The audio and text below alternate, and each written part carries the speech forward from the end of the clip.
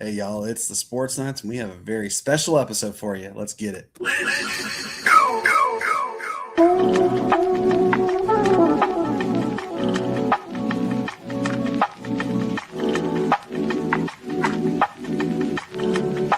Sportz Nutz are back.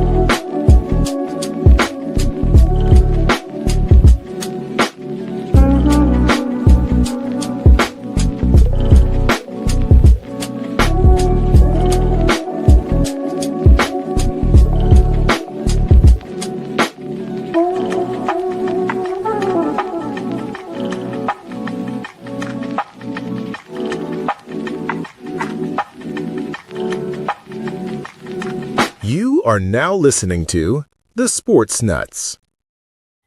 What is going on, my beautiful people? Welcome to a very, very, very special episode of the Sportz Nutz. Remember, we are still in between season 6 and season 7. Season 7 does start next on Tuesday, but tonight's guest we have. I'm not gonna lie, I'm kind of fanboy. I'm really excited to have this gentleman come on. He is the founder of Aloha Authentic. You guys may have seen his series with KHON2. His name is Kamaka Pili. But first, let's give a special shout out to everybody tuning in live on 95.5 KFCE, TigerNation.live, and the other remaining amazing 10 radio stations we air on. We also air y'all on 58 countries worldwide. Thank you so much. You have no idea how much this truly means to us. You are absolutely the backbone of this show. Matt, man, how are you doing? It's good to see you as always. I know you had a nice, interesting expenditures today. So how are you doing, man? Man, can't complain, man. Just happy to be here.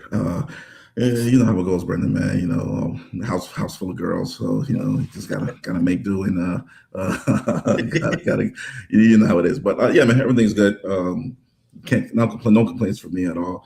Ready to transition to the new season, and ready to tackle these new season of sports that's coming out. So. Absolutely. Shane will not be with us. Shane is actually traveling, and he did come on and thanked our guest for being on our show, so we greatly appreciate that one. If you guys live on the island of Hawaii, more specifically the island of Oahu, and you are in need of somebody who is for your catering purposes, for family outings, corporate events, whatever, send me a message at brandonkeeleronradio.com at gmail.com, and I will get you in touch with our good friend Bobby at Kalama's Cuisine. Really appreciate him for being our sponsor. It means a lot to us. All right, so I'm not going to make him wait anymore. Tonight, you get to listen to someone who is going to tell you an amazing story about the historic town on the north shore of Oahu. The town is called Hale'iwa. I promise you all have either seen it one way or another. You probably have heard about the town. You maybe even visit Hawaii, or you even live on Hawaii, and you have visited this amazing town. It's a very quaint town. It's friendly people, amazing little shops, everything. This town is, and they actually host one of the most recognizable surfing contests. So we'll have Kamaka tell us. Aloha, how are you doing, sir? Aloha. Thank you very much for having me. I really appreciate that introduction. Mahalo, seriously, for coming on. Like I said before, it's a true honor to get to listen to your story. You talk story with us, tell everybody all the adventures of the amazing history about Hawaii. And I kid you not, I'm glued to every time I saw a new episode come out. I was like, yes, there's a new one. And I would watch them all. And And my daughters, they love you, man. So we really do appreciate you. Now, I will say this, Kamaka, that you were recently at KHON2, correct? Correct. And that was how I was introduced to your work. And our good friend, our mutual friend, Rob DeMello, has said nothing but great things about you. So I was like, yeah, he is awesome. So before you talk story, first off, can we maybe call you, I know the traditional term is to call men uncle or unk. Can we call you uncle? What do you want us to call you? Oh, no, absolutely not. That is not allowed on the show. No, Kamaka's fine. It's funny because a lot of people call me Kamaka Pili thinking that's my first name. So a lot of times, Kamaka Pili, what's your last name? Actually, it's Kamaka and Pili. But no, whatever. All right, no matter to me. Because, I talked to, you probably know her, Linda and Billy Fihoko. Their son, Braden, played for the Pittsburgh Steelers. And so I call her auntie and I call Billy uncle. So, and I have a lot of uncles and aunties, and, another good friend of ours, Ku'ule Agmanyani, I call her sister. So, that's our safe way of. No, I was gonna say that's our safe way of when we can't remember people's names. It's just auntie, uncle, brother, sister. She's actually coming on the 19th, so I'm really excited to have Ku back on again and everything. So I want you to, if you can, possibly, would you mind starting us off with a traditional Hawaiian prayer, please? Oh yeah, no problem.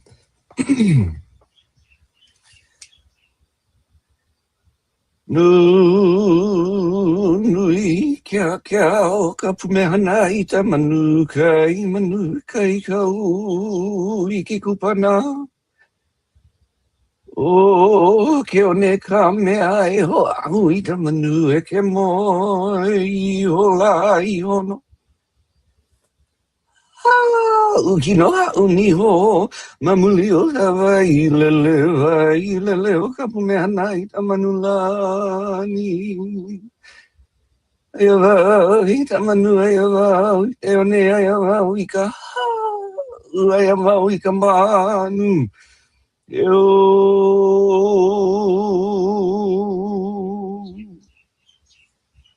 Mahalo. Mahalo. That was amazing. I just had a message someone saying that's really cool that he is doing a Hawaiian prayer. So we absolutely are excited.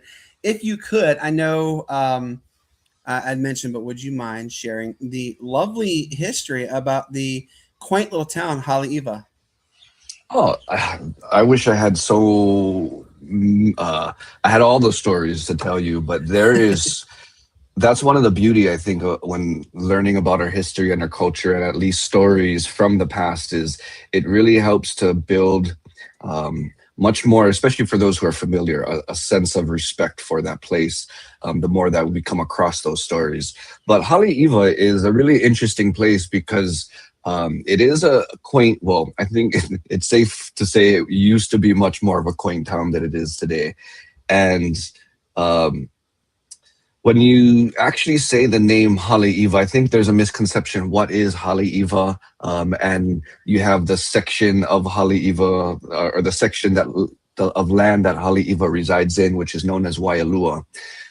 So just to clarify, that Hale'iwa is actually the town within the land section that is known as Waialua. And Hale'iwa is actually a name that goes back to some early missionaries.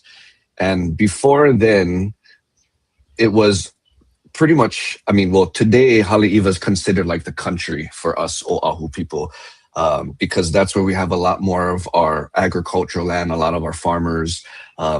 My great-grandmother, who I always call my tutu, she actually was from Waialua and the Hale'iwa section, and she was born in 1916, and she passed away just a couple of years ago at 108.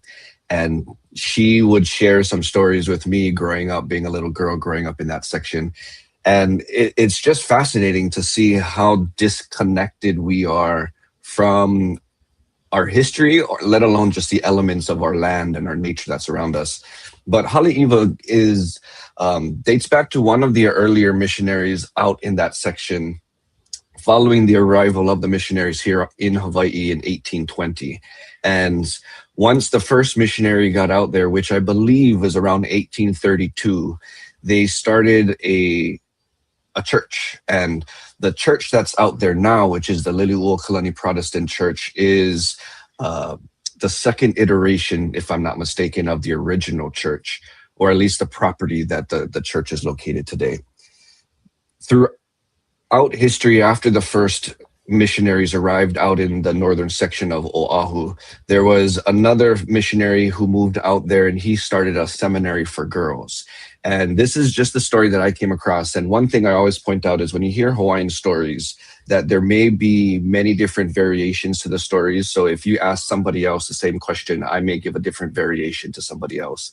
And that's not to say that one of us is right or wrong. It's kind of like language, how we learned it. We are just continuing the same stories that we learn. So for me, the stories that I heard was Hale'iwa is, I don't know if it was the name of the seminary or if it was just a reference to it, but Hale'iwa can be broken into two different words. And it's good to know that not all words can you do this, but some you can. But Hale'iwa you can break into two separate words, and you have the word hale, and hale is a type of house or a structure or type of building. Iwa, there could be multiple meanings to many Hawaiian words. There's multiple meanings. In this sense, Iwa is referring to one of our native seabirds. And the idea that I read and that I came across was that the seminary was noted to be Hale'iwa, which spoke about the girls in the seminary. So you have Hale as the actual seminary, and Iwa, the birds, were referring to the girls. And one story that I heard was when the girls would go out throughout the day to learn, teach about either themselves or God, and come back to the seminary at night. And similar to the Iwa bird, which is a seabird, it leaves its nest in the morning, spends the rest of its day out in the ocean, and then when the day comes to a close, it flies back to land to its nest. So symbolically, that's kind of what the girls in one story that I read is said to have done, to go out and come back to the school and the seminary. So the house of the Iwa birds referring to the missionary girls. But then I also read another story that spoke about when you had a female seminary. It was more so about learning skills and I guess the different things that women were known to do back then. I don't exactly know if that meant cleaning the house, the different types of skills that you would need to do, maybe become a preacher, become a person who speaks more about God. So that would kind of be a different variation of the first story. So for me, when I come across stories, I just take all of it as I can, and I just keep them all in the back of my mind. So you're not really negating one story compared to the other. You're more so kind of just being an open book and accepting everything that's out there. And then you just keep in mind, you know, as you hear more stories, what you can corroborate, which is similar, what are some of the differences. And for me as a storyteller, that's kind of how I choose what stories I focus on, or at least variations of the stories I focus on, is the more sources I can find for one particular story. If somebody comes up with a question, at least I have a source to, at least if I don't have the answer, this is where I got my information from.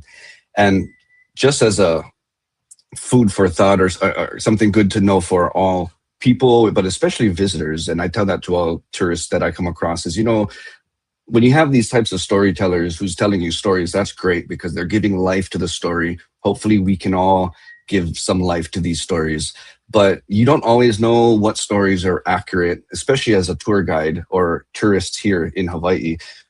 Tour guides who tell a lot of these stories, they don't have a certification. In Hawaii, there's no certification, no vetting process, no licensing that is needed for you to become a certified tour guide. So pretty much anybody can move to Hawaii, start a tour company, and give tours to our home.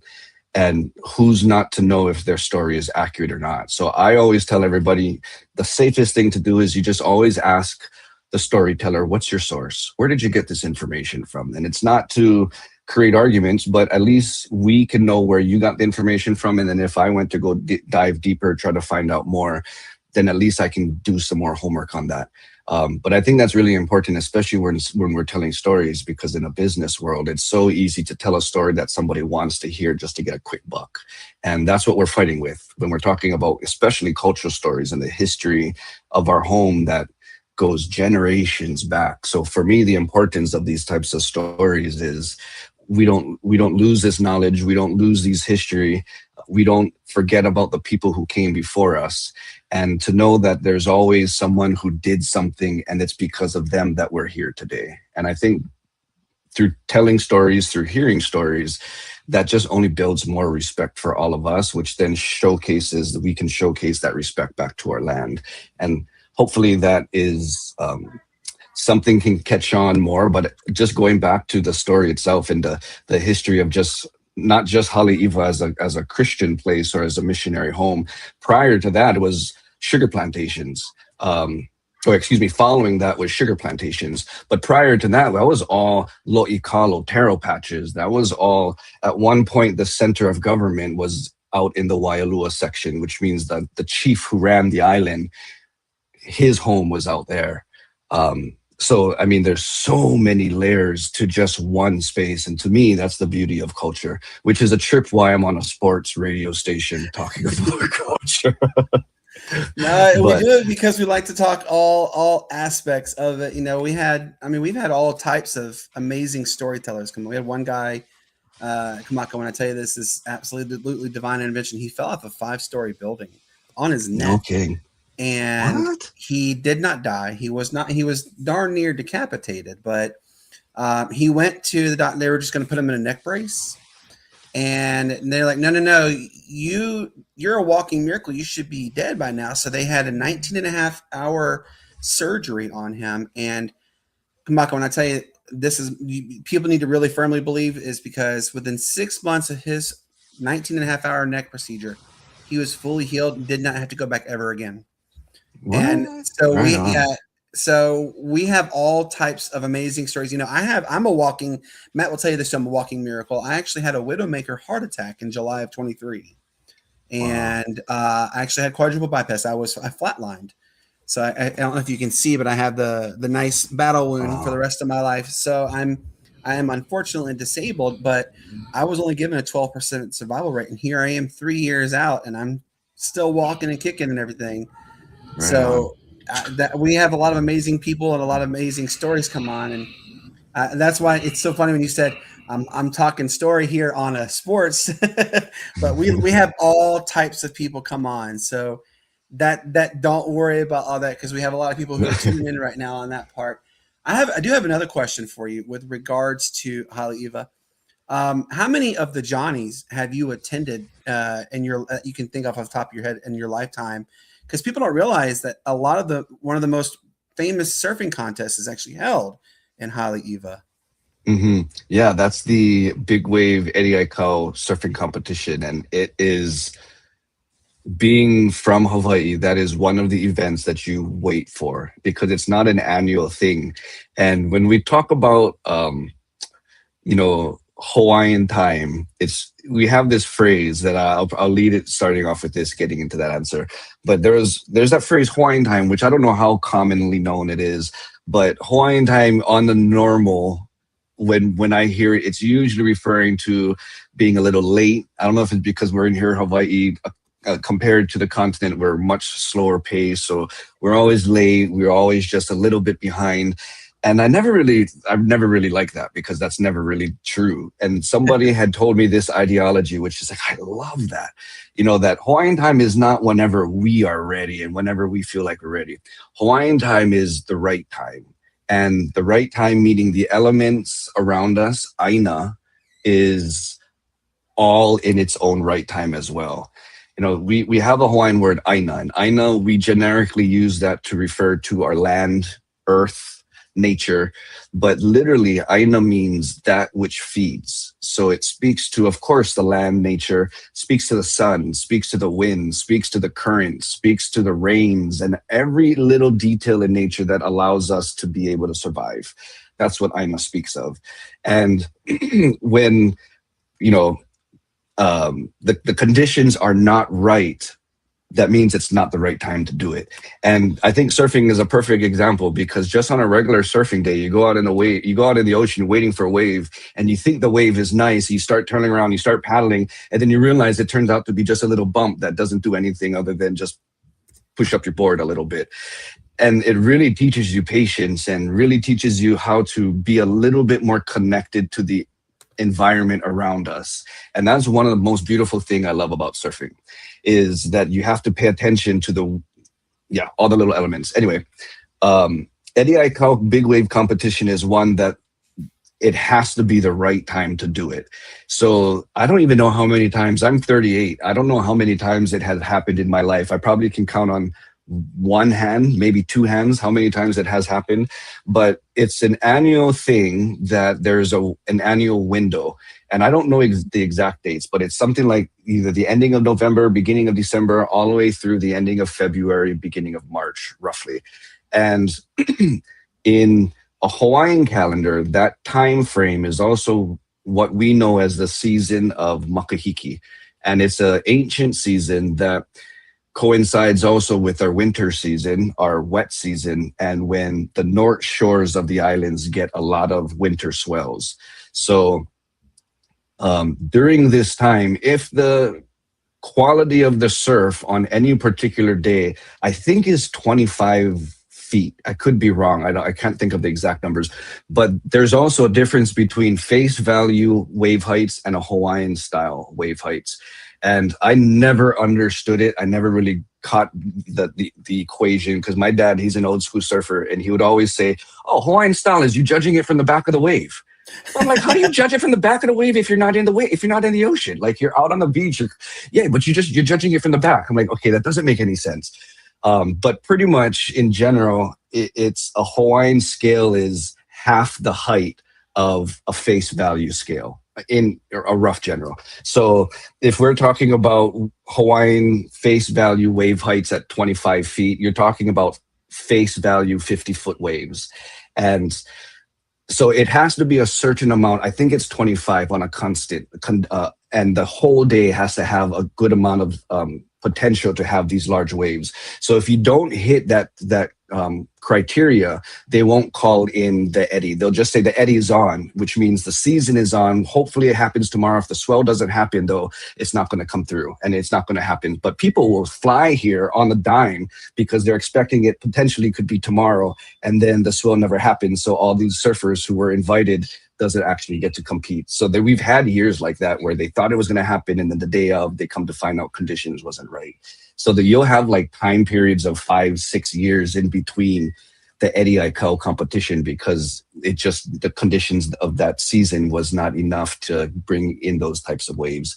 And then when you're out there, it's probably cool to be out there in person once. I've never done it. I probably don't ever want to do it because it's crazy. There's one way in, one way out, and you're in a valley or you're in the mouth of the valley that there's not much reception. So if you're stuck, you're kind of stuck.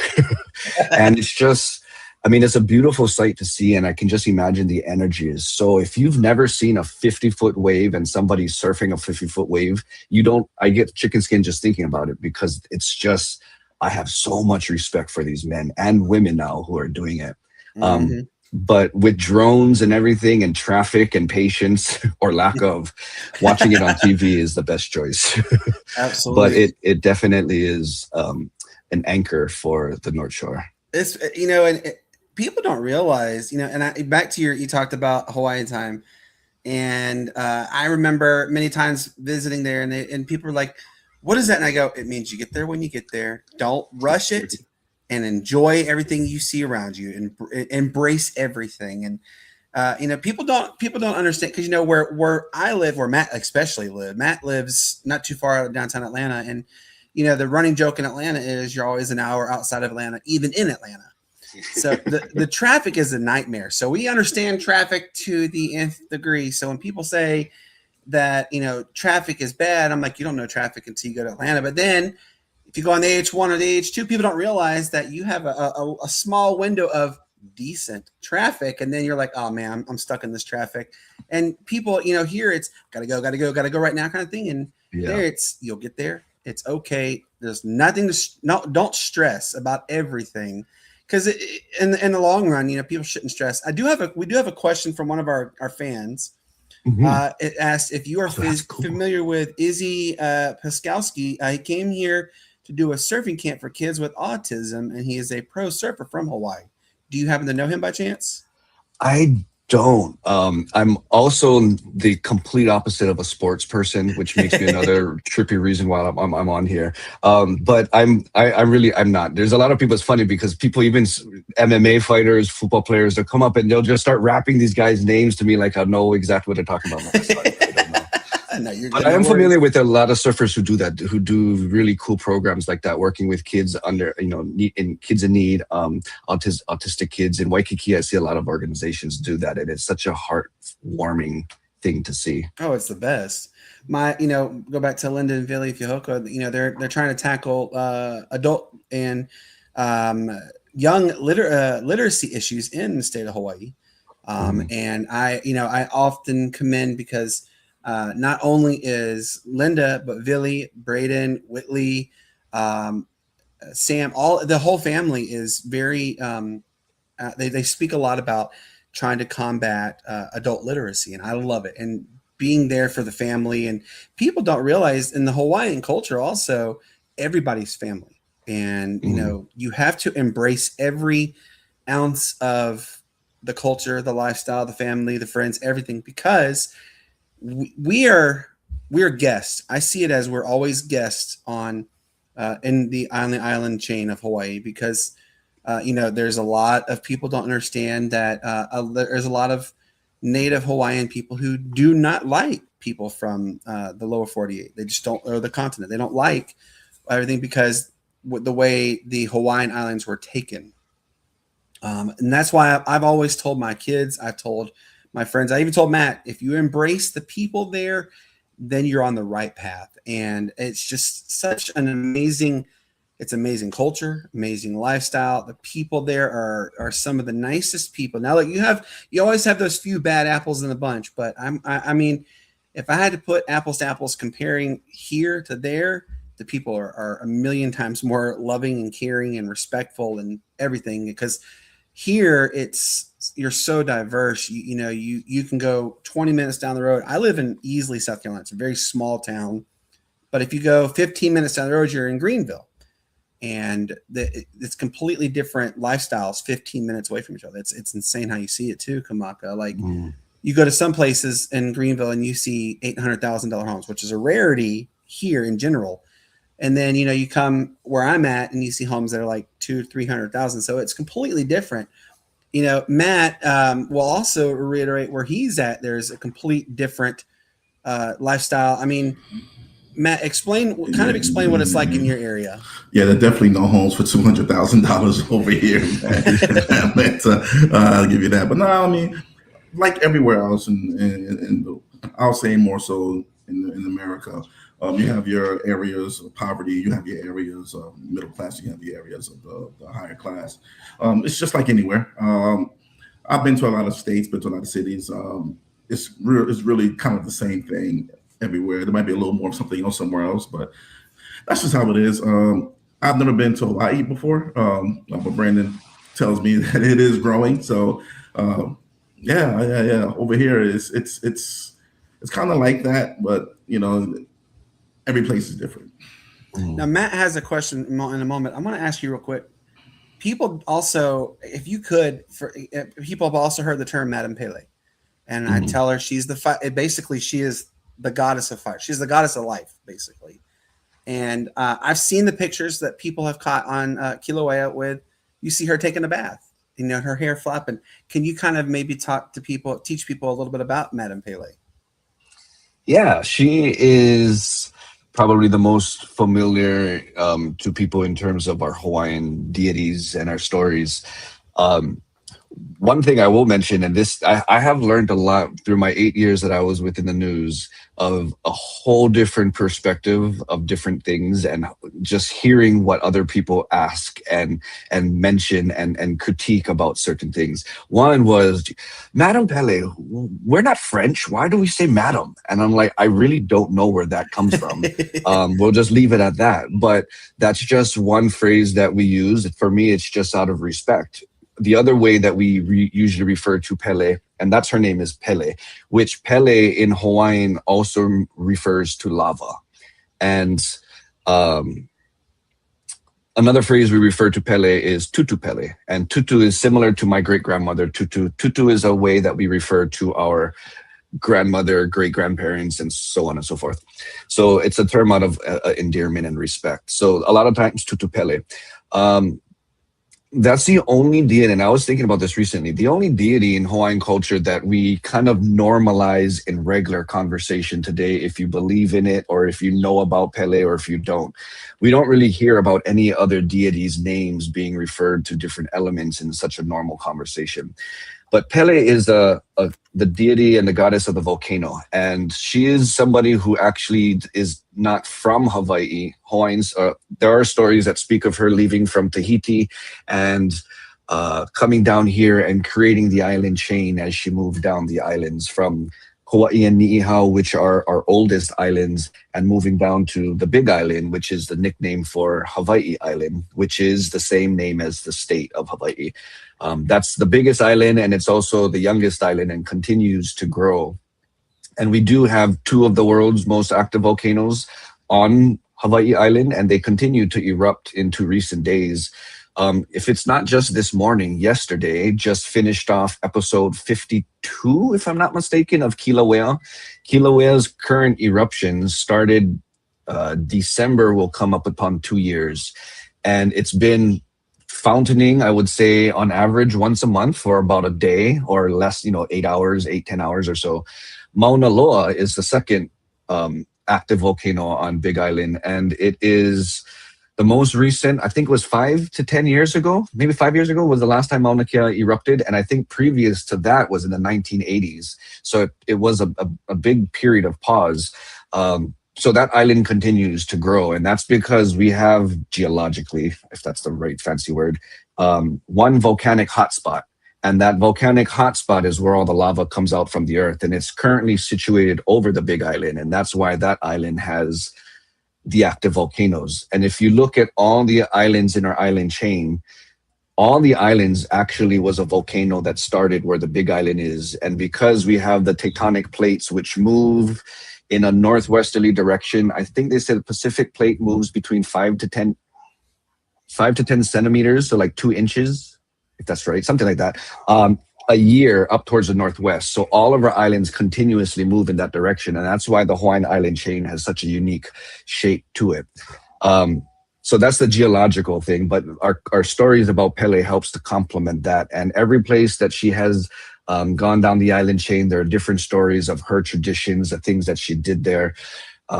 Today, because Hawaii Island has the active volcanoes, it's believed that Kilauea, which is the volcano that continues to erupt today, that's where she lives now. And that's why that's where we can find the lava. It's when we talk about Hawaiian stories, and I brought this up in a previous conversation with some friends, we're just talking out loud, but how come it's only Pele that when we're referring to a deity from our Hawaiian stories, do we refer to Pele as the lava and the volcano?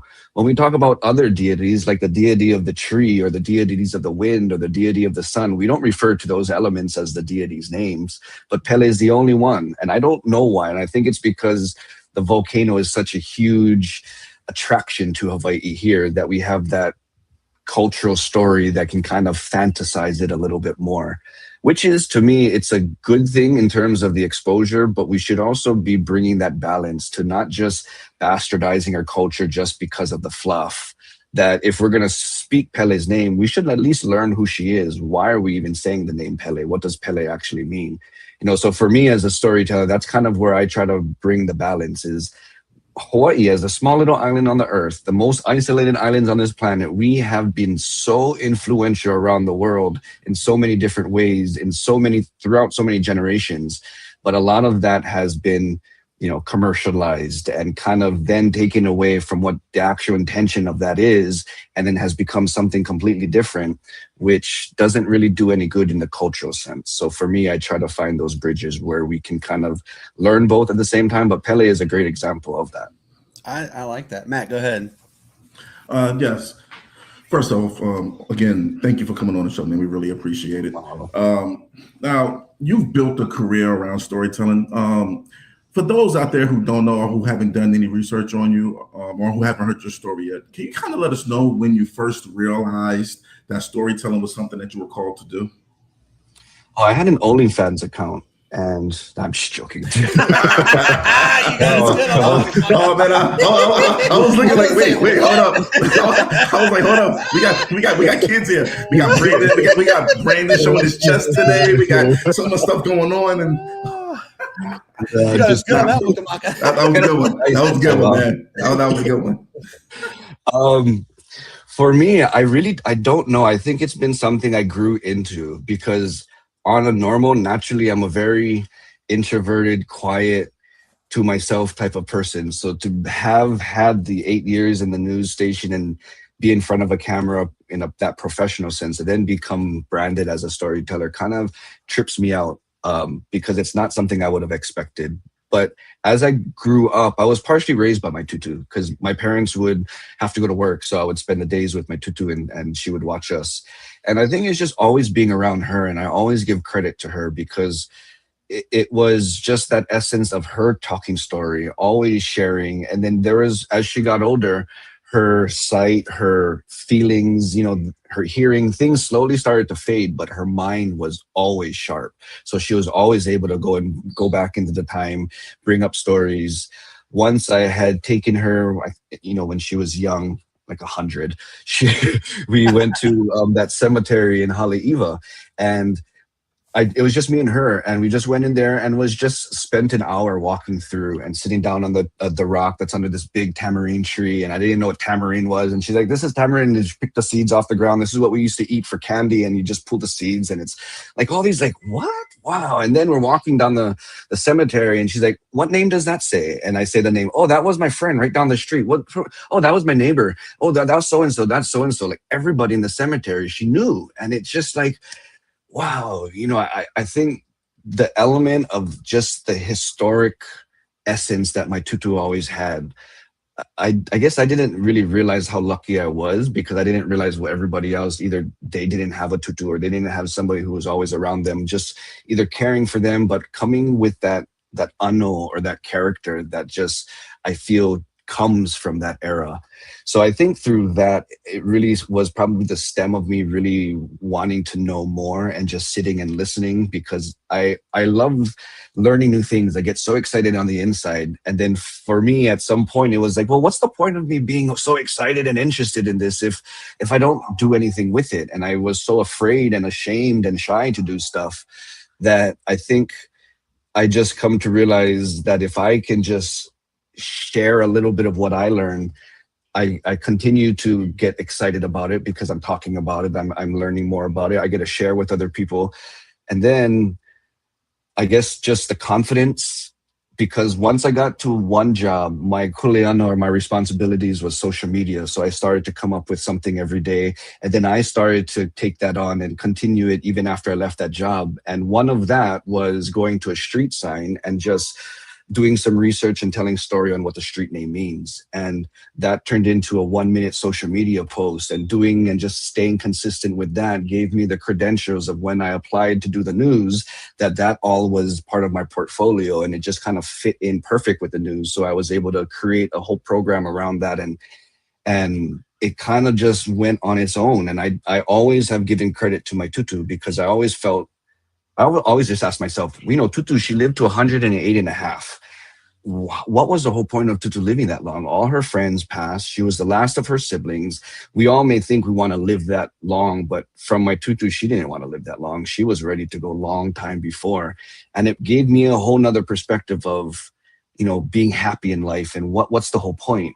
So after the last couple of years of Tutu's life, she didn't do very much. She sat down and she listened and she talked story all the time. And after Tutu passed, it kind of triggered in my mind, selfishly, maybe Tutu's part of her reason of living to 108 was to be part of my journey, because if you have me versus a 100-year-old lady, you're definitely going to listen to the 100-year-old lady first. But I think having that 100-year-old lady next to me and part of me, and I'm always open and transparent and I like to put myself out there as just a public book. So Tutu has always been part of that. I think Tutu gave me credential as being a storyteller. And I think she helped to give me a little bit more validity for the audience so then that they would listen, I guess, a little bit more and take what I say a little more seriously, I guess. But I give it all to her for me being where I'm at now. But then there has been so many people who inspired me along the way. So I would just give credit to her and all the other kupuna around me. At least you got some good bones in your genes there, so you can live to be 108 yourself. Yeah. I mean, that's always amazing. Now, this is from my daughter.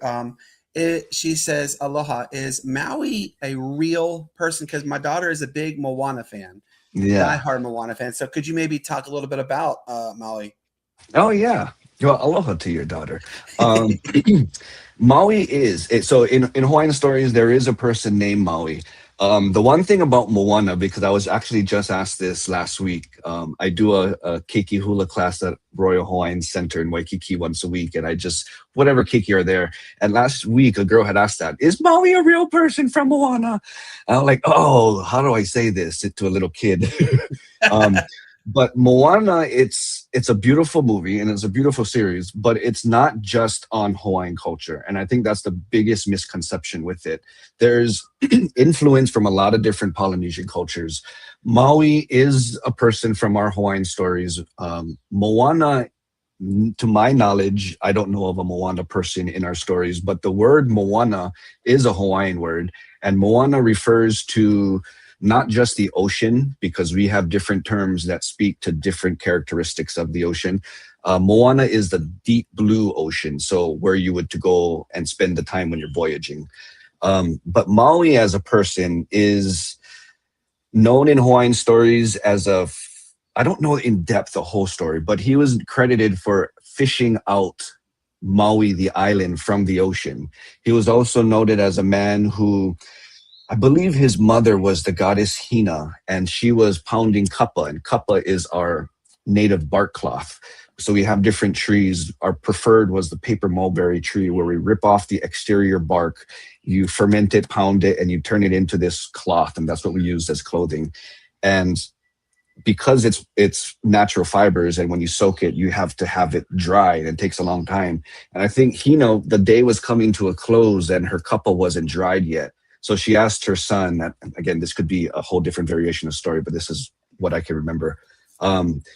She asked Maui to slow down the sun. So he lassoed the sun and was holding it back to extend the time of the day and made the day a little bit longer.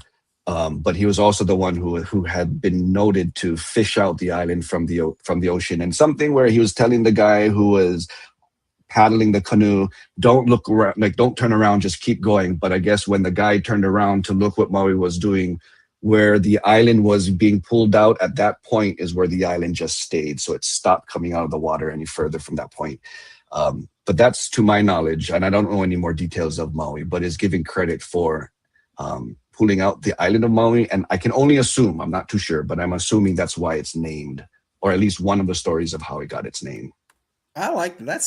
This people don't realize Hawaiian stories are they're so awe-inspiring and just amazing to learn more about. And man, and my daughter just she has this big grin, like she's so excited that you talk about Maui. I mean, so my daughter's names are Addison, Eastland, Holden, and Aspen, and Holden is the one that is beyond excited about Moana. That's her favorite. She has all the Moana stuff imaginable. So right on. I love it. Matt, I know you have another question, don't you? Go ahead.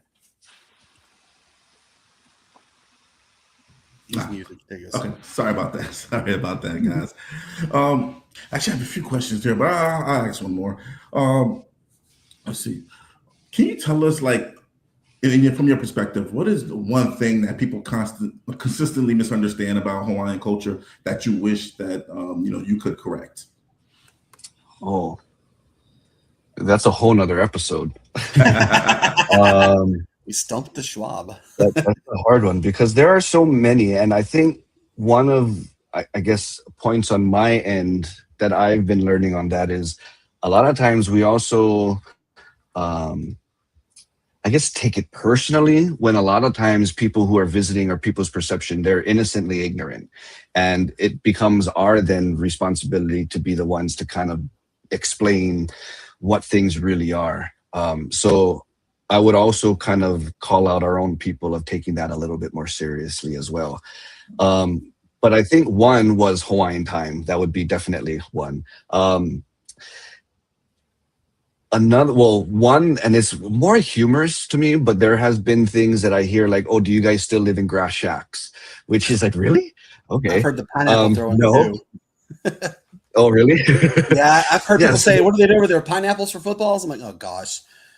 Yeah, there's some of it is just, wow, you guys really are not giving us enough modernization credit. Yeah. But I think the biggest thing would really be, I guess, what aloha means. Because I think out of every word that we have or any part of our culture that has been so over publicized and commercialized and utilized is the word aloha. And there is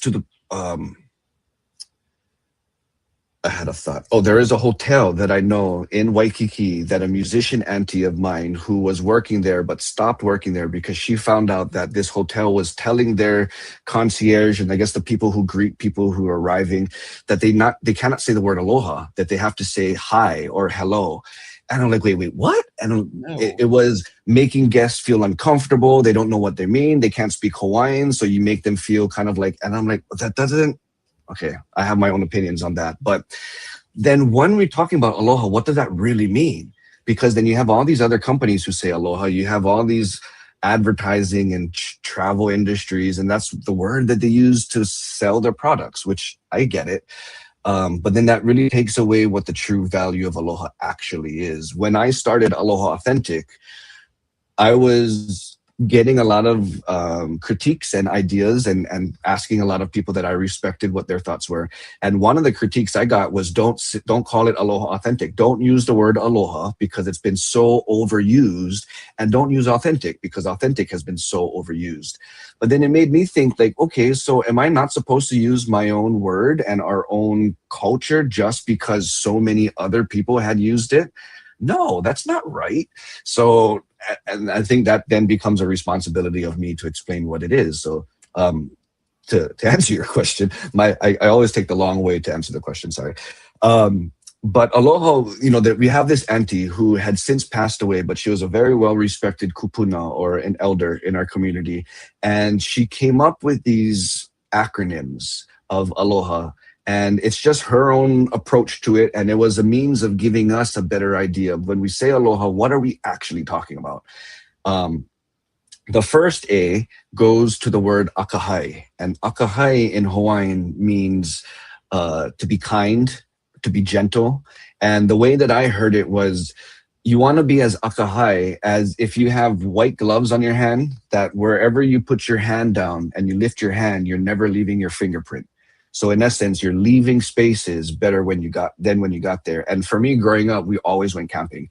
And my dad, it was just always ingrained in us, this campsite is going to be better than how it was when we got here. So we're cleaning up everything up and we're making it nicer.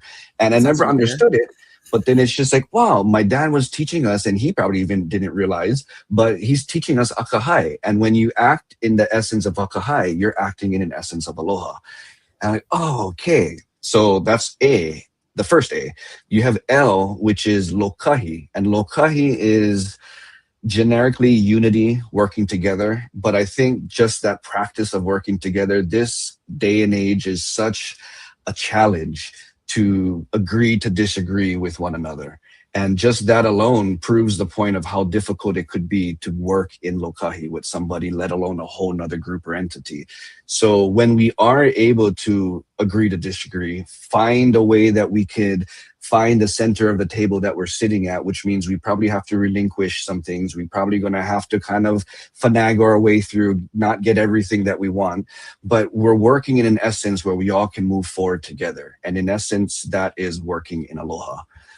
O is olu olu, and olu olu is to be comforting and to be gentle. And the way that I heard it was, you want to be as olu olu as if you're holding this brand new baby, but Olu also comes with duality. So as graceful as you are holding this baby, you have to be just as strong and sturdy that you're not going to drop the baby. So to find the balance between, in Hawaiian culture, we refer to the energy of male and the energy of female as Ku and Hina, which is the god of politics and war and strength. The goddess of Hina, which I was talking about, beating the kapa, the grace and femininity that she represents.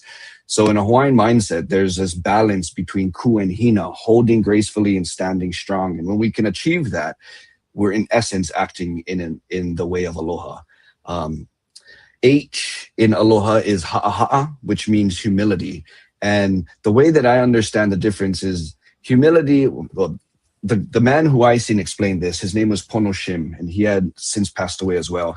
But he had explained humility, or ha'aha'a, as he stood up and he just let out all his breath. And then he took a deep breath in. And the way I understood what he was saying was, it's not the aspect, or it's not the stage of being filled up, which is humility, but humility is the process of you being filled up. So I take it as, I feel the moment we act like we know everything, we are already being very unhumble. And if we approach something as being empty or as being hungry and I'm only being fed, the process of being fed, we are becoming much more appreciative. And in that appreciation is the humility. So by being humble and approaching situations as someone who's always going to learn every step of the way, that's in essence being aloha. And then the last A in aloha is ahonui. And ahonui is patience. And the way that I heard it was, there's a difference between patience, which would just be, I'm waiting for something, I don't know if this is going to happen, I'm stressing out while I'm waiting, but I don't know how long I'm going to wait, and maybe just just screw it already. And there's patience, and then there's ahonui. And ahonui is waiting for that moment, but knowing that moment will happen. So there's a backbone of faith when you're talking about ahonui. And the moment I'm waiting for, it could be 5 days, 5 years. It could be in my lifetime, but it may be in my children's lifetime. No matter what, I have the faith that that moment is going to happen, and I'm going to have patience for it. And by acting in that essence, you're acting in aloha. So there's a difference now for me of people just answering the phone, oh, aloha, or just saying aloha, or, just being so nonchalant and so flippant about it, compared to really when we say aloha, what do we actually mean? And by taking that time, I think that's where we get to be a little bit more connected compared to the disconnect that we are today compared to our ancestors back in the day. I like that. Now, I have a couple things I want to say before I let you go. And the first one is a little birdie told me you're quite the connoisseur for doing hula dance. Is that correct? Connoisseur. You're an amazing hula dancer, I should say. That sounds like I'm a chef and I know how to cook, which I don't know how to do that. No, I love to dance hula. Yeah. Nice. I see your videos and I'm like, man, that first off, people always think that it's all women are just the ones. No, men do hula dancing too. And and people are like, well, what is hula dancing? They're telling a story. You're talking story. And people don't understand that. They're like, oh, that's just dancing. No, you're telling a whole story. Yeah. And it's such an amazing thing. Now, my last question for you, Kamaka, is it's kind of simple, actually. Obviously, what's going on with Aloha Stadium. We know that it's going to be forever and a day till it's built. But, what is one thing, because you have your own tour company as well, what is one thing you could talk about the Hale'iwa region, and also maybe other, people, they want to see obviously where Aloha Stadium is going to be, but what are some other places you would say, hey, check out here because of XYZ? No, stay in Waikiki. Don't go check out any place else. No. Well, Aloha Stadium it's exciting to see what's going to happen. yeah, whenever we have big changes and big developments like that, you're never going to have everybody who has the same feelings. And myself, I have my own conflicting feelings, but but thinking of what it could potentially become and just seeing some of the layouts, because I was able to actually meet with the developer, and I had a little thing that I was doing with the developer. So he was explaining and showing us all the pictures, and it looks really cool. But Hale'iwa was, I'm not too familiar. The moment you start to go past Hale'iwa more towards the west, and then you have the whole central area of the island, which is a lot of flat land. Because it's flat land, you can only assume how many battles had taken place there. And especially Hale'iwa, right down, you have Pearl Harbor right in that section. And Pearl Harbor is a whole story within itself. Knowing that there's kids on this show, I will choose the stories wisely.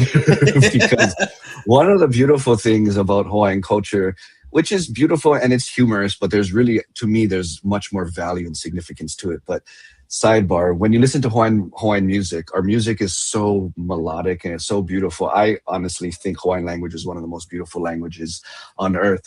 But when you translate a lot of our Hawaiian music into English, come to realize that a lot of it probably wouldn't be allowed to be played on the radio because it's so very sexual and fornicating, which is hilarious. But at the same time, when you look at our history, you realize our population was at threat a few times, and the importance of keeping our Hawaiian people alive was a very important thing to our people. So in that area, I mean, you have Pearl Harbor, but Pearl Harbor, just in general, where Ford Island is the island that was bombed in Pearl Harbor. And that island traditionally is known as Moku Ume Ume. And Moku, like many other Hawaiian words, there's a lot of meanings to it. But in this sense, Moku means an island. And then Ume Ume referred to this game of reproduction. And it was because there were couples, husbands and wives, who couldn't have children on their own. But to keep your lineage and your bloodline going, especially in ancient days, and especially if you already had a high rank, that's why a lot of our Hawaiian ancestors had children with their brothers and their sisters, was to keep, and if not strengthen, the bloodline of your children. But if you couldn't have children, then it was important that you had a child and you continued your lineage somehow. So on Ford Island, which is now Ford Island, this is just how my mind thinks when I read the story, that there's all these couples who can't have children go onto this island. And there was a game warden who had this kind of wand, and because we're natural people, I can assume it's like a bamboo stick with feathers at the end or something like that. And it says that all the couples who couldn't have children would sit in this really big kumbaya circle. And the game warden would go and touch two different people on their shoulder. And those two people, which would be of opposite sexes, would get up and they would go to a certain part of the island to go and have sex and reproduce and come back. And there was only one rule to this game, and it was that the husband or the partners couldn't get jealous of who they're going to go finagle with, because it wasn't about love. It was about getting a child under our name and getting a child under our bloodline, or at least the husband's bloodline, or I don't know, however that worked out. But that was the main focus. And today, now, you know, people live on there, or at least some people do. And just what it is, and to my mind, it's just like, I wonder how many people actually know this actual story. Or, you know, if we talk about when people go hike Diamond Coco Crater, or some people say they're going to go hike Coco Head, and it's a crater that in Hawaiian is known as Kohe Lepe Lepe. And in English, I would just direct you to a Hawaiian dictionary to go and translate that yourself to see what it means. So so that, to my short knowledge, that is at least for Hale'iwa in that section. But Aloha Stadium is going to be really exciting, and I'm really excited just to see how, especially the community that's in there, would evolve with the new Aloha Stadium. But some of the pictures I've seen, it looks like, I don't know what other world stadiums look like, but apparently it's going to be top notch. I'm very excited, and I can't wait for the future of everything with UH Sports. His name is Kamaka Pili of Aloha Authentic. Kamaka, before we let you go, can you tell everybody where they can find you on social media, and also when do you think you're going to come back in front of the camera? I know you're working on it, but when do you think we could see you back on the camera?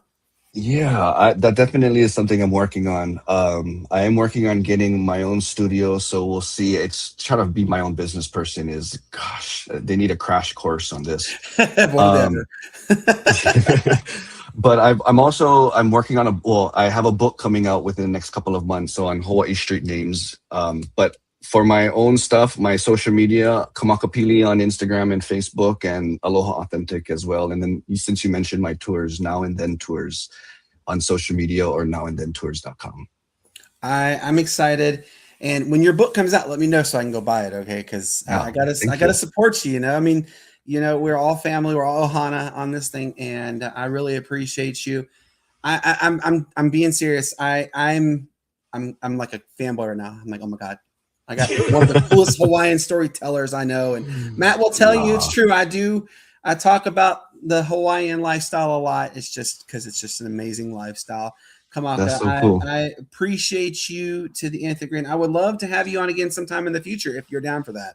Oh, of course. Yeah, more than happy to. Absolutely. Well, I appreciate you. Mahalo nui for everything. And Matt, say final goodbyes to him, please, sir. Yeah, man. Like I said before, thank you for coming on to the show. We really appreciate that, man. You're more than welcome to come back. Oh, mahalo. Thank you. Thanks for having me. Of course, and Kamaka, I want you to have a fantastic afternoon. I know it's about 2 in the afternoon there, so I want you to enjoy your day, and we'll talk soon. Sound good? Appreciate it, guys. Mahalo. Mahalo again for you. Seriously. Aloha. Aloha. Oh man, see how cool was that, man? That was pretty neat to talk to one of the most amazing storytellers there is. I want to let everybody know what is coming up for the network, everything, because we we still got a show to go along with. So I'm going to let you guys know exactly what is on tap. Let me get to this. Sorry, I write a lot of things down, so I got to make sure everything's set up. All right, so as you guys know, our new season starts officially on Tuesday the 18th. Tomorrow, is Matthew Thomas's 49th birthday, right, Matt? You're 49, right? It's not the 49th birthday, man. I mean, honestly. I'm older than him, folks, just so you know. I'm older than Matt. Yeah. But Matt, tomorrow is your birthday, man. Anything exciting you got planned for your birthday? The thing about it is, it's not only my birthday, it's like my stepdaughter's birthday as well. So my birthday's out of the window there, man. So, the kids come first, man. The kids come first. So. Absolutely, yep. And you got a little one coming soon. It's gonna be even. Yeah, go back to the whole realm of making sure your child's sleeping and breathing every 2 hours. I felt like I said, man. I thought it was one and done, but we got birthdays August, September, October, November, December, and December's Christmas. So it's like, yeah, it's like I'm working the first half of the year just to provide for the second half of the year. That's how it goes. That's how it's going to be. Yeah, so tomorrow we were going to have our season premiere tomorrow, but we're not going to because Shane, as you guys, I told you, he's not in. He's out of town, and Matt's birthday is tomorrow, and they're doing a lot of things. So I will let everybody know. Also, our guy Ben did decide he was going to leave, so he did leave the show. And that's okay, though. He's still a good friend of ours, so we appreciate him. But here is the upcoming episode 253A. Yes, 253 will be next Tuesday, but Wednesday is 253A. It is a Wednesday, and this is the only day that we are able to get this individual, but we've had her on before. Her name is Ku'ele Agmenyani. As you guys heard me, I told Kamaka that she will be coming on, and Ku'ele is coming back on. She's going to talk about sports, and the outlook looks amazing for all Hawaii athletics. So we're going to talk with her. Really excited on that one. Then Friday, August 21st, it is episode 254. The Minnesota Northern Lights, the pro hockey team, they're based in the FPHL, that is the Future Prospects Hockey League. It's Federal Prospects Hockey League, excuse me. So they're going to be coming on our show to talk about this is their inaugural season, so we're going to talk to them. Episode 255 will be Tuesday, August 25th. Peter Blake, remember him? He is the Rolex reporter, but he is also he is a person who covers the Tampa Bay Bucks. So he's going to come and talk to us about the upcoming season for the Buccaneers and also give predictions for the NFC South. And he is not going to use just his bias because he is a Buccaneers fan. He actually has some pretty good in-depth on that one, but he'll even tell him maybe who his dark horse could be. Episode 256 will be Friday, August 28th. Jeff LaCour, the public address announcer for the WNBA's Portland Fire, is joining us. Really excited about that one. And then episode 257, Tuesday, September 1st, Ben Caminos. Remember, he was supposed to come on last week, and so he had to be rescheduled because he was affected by the EF2 tornado in Menasha, Wisconsin. So we're really excited to have him come on. Episode 258 will be Friday, September the 4th. Mike Maniscalco, I know I said his name wrong, but he is the play-by-play for the Stanley Cup champion Carolina Hurricane. Yes, we have Mike coming on. I'm really excited. He's also a former player, so we're really excited about that one. And then last but definitely not least is episode 259, Tuesday, September the 8th. Chris Lowe. Matt knows very well. He was formerly with ESPN, now with On3 Sports. We're really excited to have him come on. And I'm going to let you guys know also, Mark Livingston, as you guys have also seen, thank you guys so much, by the way, for all of you guys tuning in for his interview that he had with Steven Garcia. Nearly 20,000 views alone on that one, and then also 1,500 views alone with him interviewing Kai Carlin. So, but on Monday, the 17th, he is interviewing John Leon of the Daily Utah Chronicle. Chapel Fowler is the beat writer for Clemson with the state newspaper. It's going to be on Tuesday, the August 18th. All these are 8 o'clock, by the way. And then Michael Rother, former pitcher of South Carolina Gamecocks and the Anaheim Angels, is on Tuesday, the 25th. And like I said, all three will be at 8 p.m. So really excited for everything that is transpiring. NuttySportsTalk.com will be up and running in the next within the next 7 days. I promise you, it's about to go bananas. We're excited about that one. So with that being said, for everybody who tuned in tonight, everybody who listened live on the radio, and thank you again, seriously, to our good friend Kamaka Pili for coming on and talking story with us. Matt. Oh, and then also Tom Hutler will be on Thursday the 27th. This is coming from Mark Livingston. So, Matt, if you could tell everybody your final goodbyes, please, sir.